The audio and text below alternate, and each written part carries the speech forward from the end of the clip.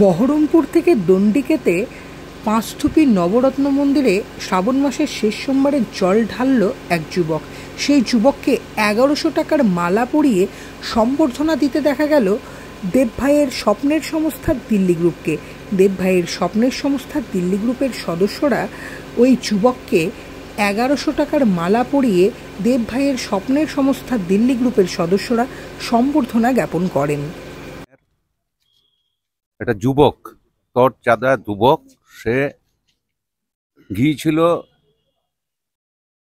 শ্রাবণ মাসের শেষ সোমবার পাঁচতুপি নবরত্ন যে মন্দির আছে সেই মন্দিরে, শিব মন্দিরে জল ঢালবে। এখান থেকে প্রচুর লোক গিয়েছিল। তার সাথে সাথে, ভালো নামটা কি, অঞ্জন চট্টরাজ, সেও গিয়েছিল।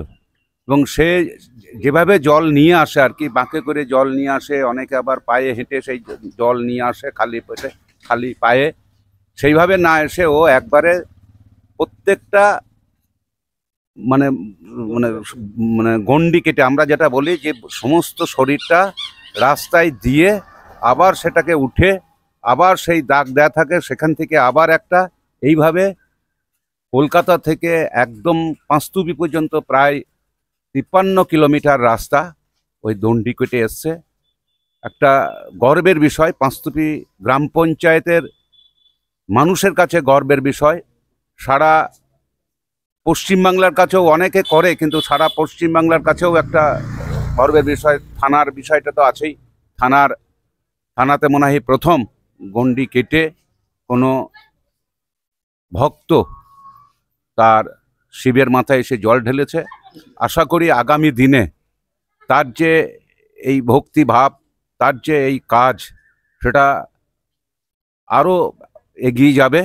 আমরা দেখেছি যে পাঁচতুপিতে এই মানুষ এই বয়সে যারা আছে তারা এইভাবে লড়াই করতে প্রস্তুত থাকে। পাঁচতুপিতে একবার অবিরাম সন্তরণ প্রতিযোগিতা হয়েছিল, সেখানেও একজন ছেলে, পাঁচতুপির কয়েকজন নেমেছিল, কিন্তু সেই একটা ছেলে আবুল কালাম আজাদ বলে নাম, একে আবুল কালাম আজাদ, সে প্রায় ৪৮ ঘন্টা থেকে ৫০ ঘন্টা থেকে সে যেমন লড়াই করেছিল। আমরা তাকে সম্বর্ধনা দিয়েছিলাম। আমি ছোট ছিলাম, তবুও আমি তাদের সঙ্গে ছিলাম।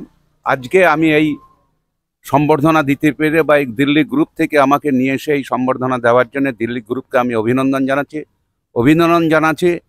আমার এই যুব ছেলেকে আগামী দিনে যেন এইসব কাজে আরও ভালোভাবে করতে পারে এবং হয়। আর তার সঙ্গে সঙ্গে এখানকার যারা আছে তাদেরকেও আমি অভিনন্দন জানিয়ে আমার যেটুকু বলার সেটুকু শেষ করলাম।